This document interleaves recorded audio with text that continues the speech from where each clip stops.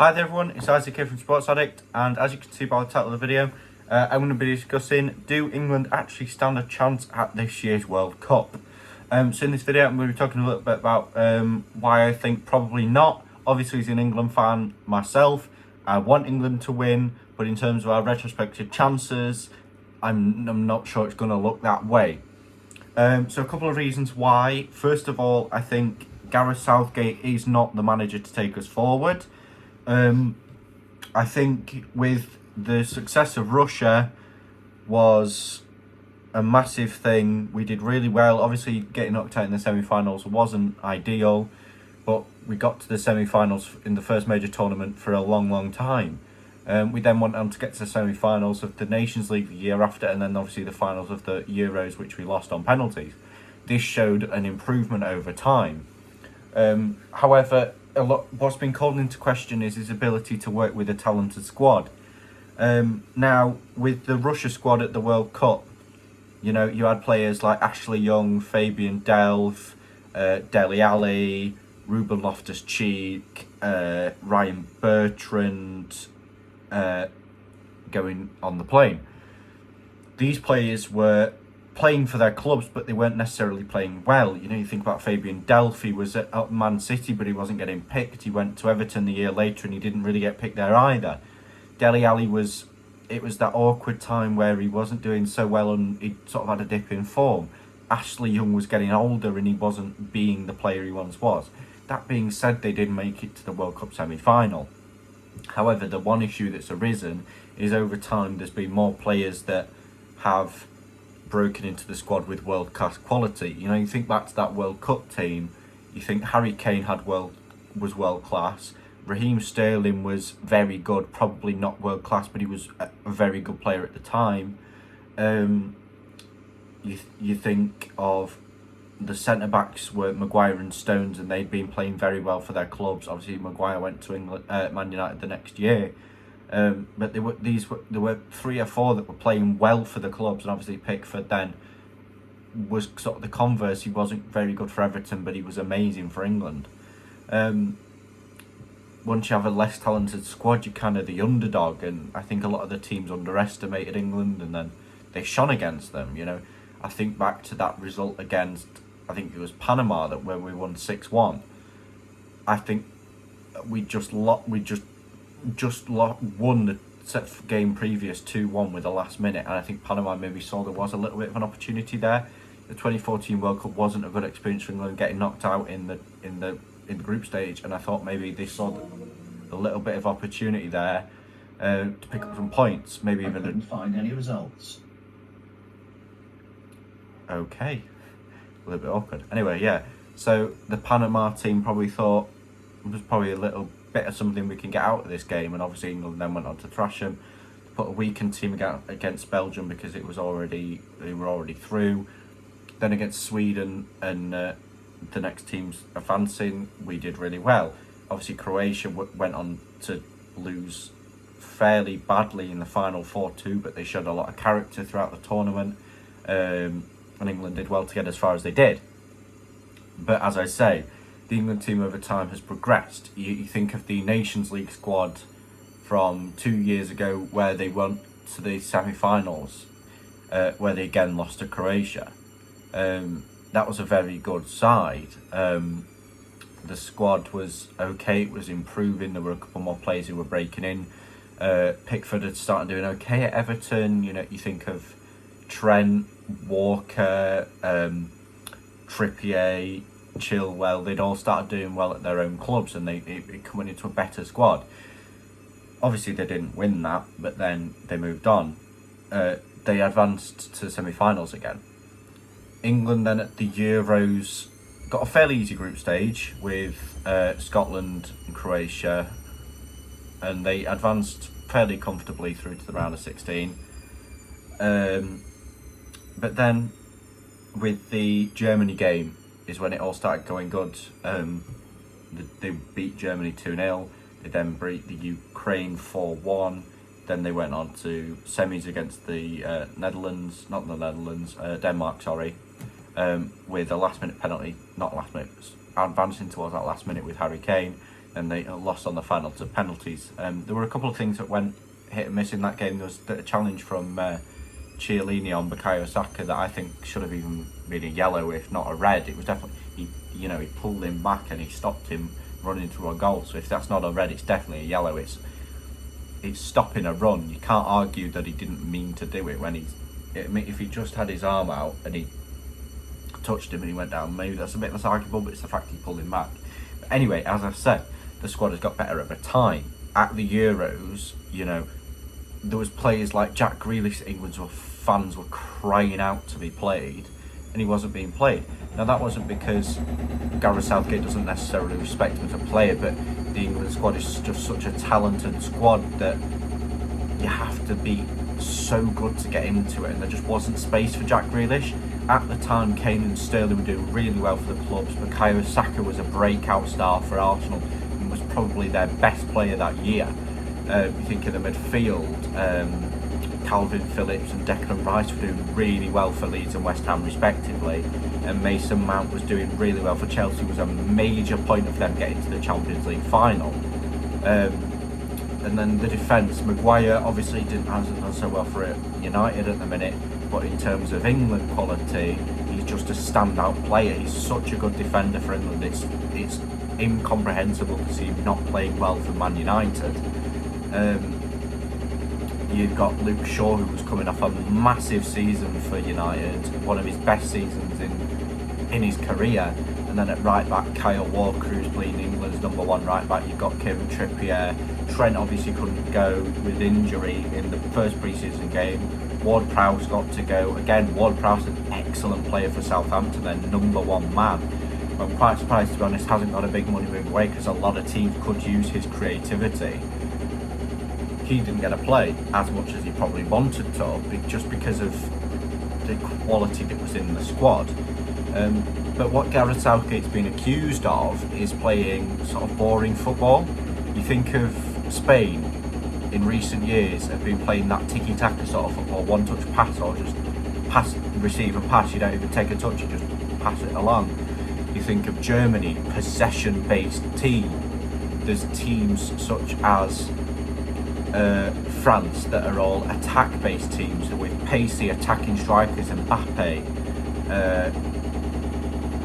Benzema is not too pacey, but he's just come off a massive Champions League win against the Champions League win, where he's been Real's best player. Obviously not in the final, I'd argue Courtois was, but throughout the tournament, Karim Benzema's been the standout player. France have got a lot of good players that are coming through as well. You think Eduardo Camavinga, Paul Pogba, obviously not being a good player for United this season, but for France he's the Harry Maguire. Got N'Golo Kante, one of the world's best midfielders and arguably the best. And there's a lot of players in that squad as well that don't get in just because of the sheer quality, and they play fresh attacking football. They play football that is lively, football that is good to watch. It makes you sit on the edge of your seat just trying to watch it. But England have been accused of being quite boring in the play, in that it's just too much. John Stones and Harry Maguire get far too many passes to each other per game.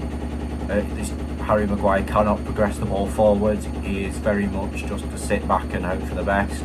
There is not if you're wanting a ball carrying centre back, Harry Maguire is not the one. John Stones has been in and out of form, and if you catch him when he's out of form, it's not good. Kyle Walker, obviously there's not been many faults for England, neither with Pickford, but if he's coming off, he just survived relegation with Everton, and if he's coming back off, it is another disappointing start to the season. When it comes to the Winter World Cup, he's not going to be in form, and then Aaron Ramsdale's going to play, but is Aaron Ramsdale the man for the job? He's so young, he's not really had much England experience. Is that inexperience going to go against him?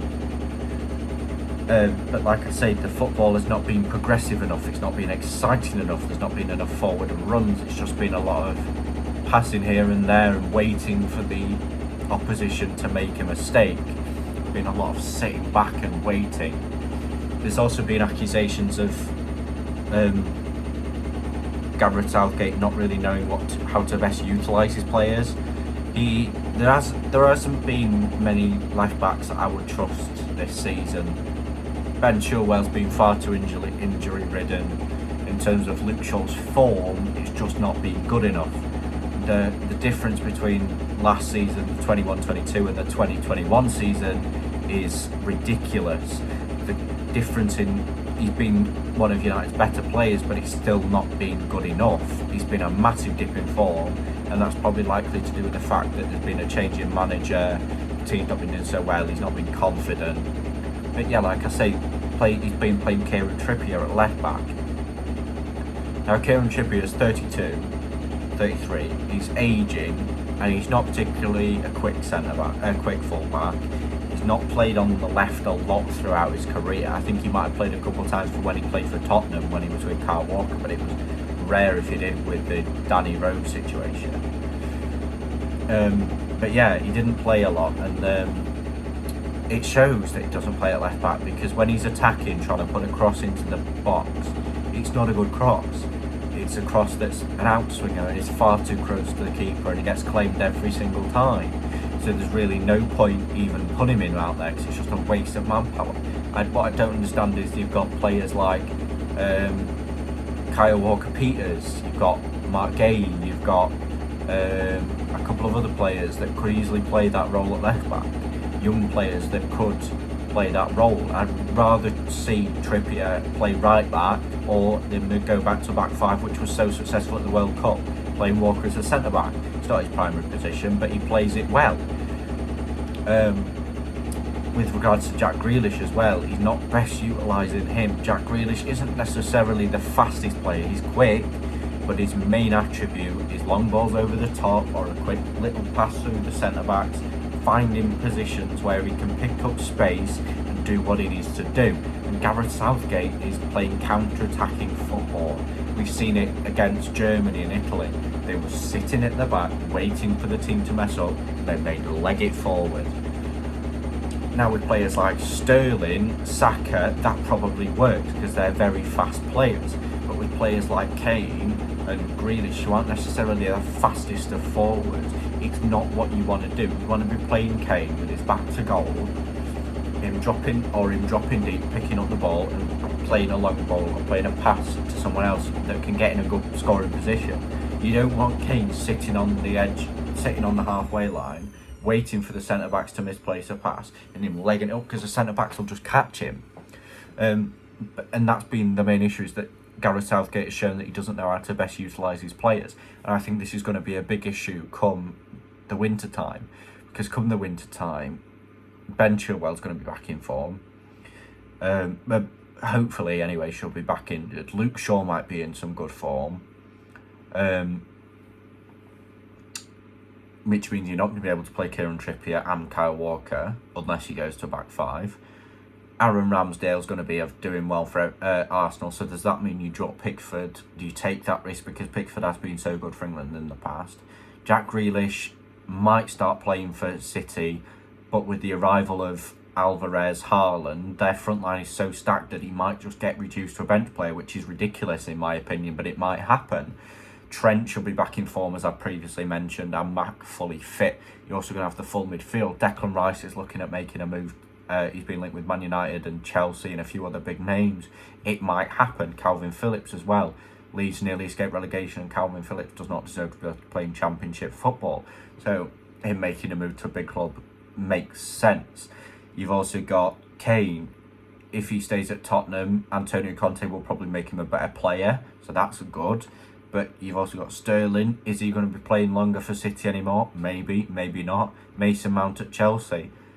From what he was when he was, I know he's only 24, 25, but compared to when he was 22, he's made a little bit of a dip. I don't think he's really improved. If anything, he's just stayed the same. I don't see much improvement on that front.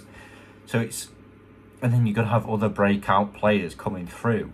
You think Jimmy Garner from Man United, he's been on loan at Nottingham Forest. They've got promoted this season. Does he deserve a place if he starts playing for United, or if he goes on loan? If he goes back on loan to Nottingham Forest and he plays well, we'll have to see. Does he deserve a place?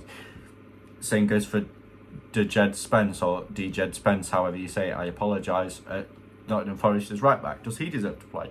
You've also got players like Harvey Elliott at Liverpool. He's had a sort of breakout season into Liverpool's first team. He's not been the first name on the team sheet, but he's had a good season. Does he deserve a place? You know, you're going to have this plethora of players, and I think he's going to struggle finding a way to fit them all in. What I think England fans need to understand is there's only 11 positions available. Obviously with the bench, and they're going to have, I think it's 5 substitutes they've allowed for. I think it's 5, I believe it's 5, but it may be 3, that may be my mistake. England fans need to understand that there is only 11 players available on the pitch, and you can't have them all playing. There is no way you can play Grealish, Foden, Kane, Sterling, Mount, Saka. You can't play all 6 because they're all players that could play on the front 3. Obviously Mount and Grealish can play centre attacking midfield, but in terms of the front 3, you've got 4 or 5 top quality players that all want to play. England fans all want to see get minutes, but that can't happen. So I just think Gareth Southgate's really going to struggle because he's just going to try and fit all these players into a system that doesn't work. So to sum up, the way Gareth Southgate plays is very counter-attacking. He waits for the opposition to mess up and they move, much like Jose Mourinho or Ole Gunnar Solskjaer did in his last season at United. It's not possession-based football. Possession-based football is what most other top teams play. England don't play that. He's got the qualities to be able to do that, but he's just not trusting his team. When Jack Grealish came on against Germany, you saw him. He got the ball sort of in between the halfway line and the edge of the D, sort of in between there, 45 somewhat yards out, between 30 and 40 yards out, sort of dribbling forward, and he made a good pass. Now, what Gareth Southgate would want him to do is to wait on the edge of the box and then sprint and try and score himself, which is not Jack Grealish's best attribute. Jack Grealish's best attribute is as a playmaker, and I think if getting balls into Kane is what's the best. You want Kane, you want him to drop back and then him play a ball forward or play with his back to goal waiting for a pass. Sterling is the one you want bombing up and down the wing, but Gareth Southgate has not been doing that, which is just it's hard to look at as an England fan and enjoy the football that they're playing at the minute, because it's not boring, it's just lacklustre. There doesn't seem to be any motivation. These are only Nation League games, which many countries just take as friendly games. They don't really, because it's a newer competition, they don't really take it as seriously, which I think has a major factor in it. Like you see Italy, they put out a very weakened squad against England, and the fact that it isn't such an important competition that's got a lot of history behind it. Many nations don't treat it the same. With the World Cup, there will be a lot more desire, there'll be a lot more players wanting to prove things, but personally I don't think there's time to bring in a new manager. I think at this point it is Gareth Southgate. If they'd have brought in a manager before the Nations League and allowed him to have a few games with the squad, it would have been a different situation. But with now until the World Cup in December, November time, there'll be a couple of friendly games now and again, but there isn't enough time for him to get in and build that philosophy with the team. I think now they're stuck with Gareth Southgate, and I would love him to prove me wrong, and I'd love England to win the World Cup, but just my own personal beliefs, I don't think Gareth Southgate is the right man for the job. I admire him for everything he's done for the nation, and I think he's pulled us together in a time of really big struggle during COVID, bringing the country back together with the World Cup success, but I just don't think he's the one to winning things for England. I don't know who I would go for, but I just don't. You need someone that's willing to play possession-based football, and whether that means going to a different country for a manager like we did with Sven-Göran Eriksson, that has to be the decision that's made. So that's my opinions on why Gareth Southgate isn't the right manager for the job. Let me know your thoughts down below. Anything you want me to talk about, do leave a comment, and I'll hopefully get around to it soon. Cheers.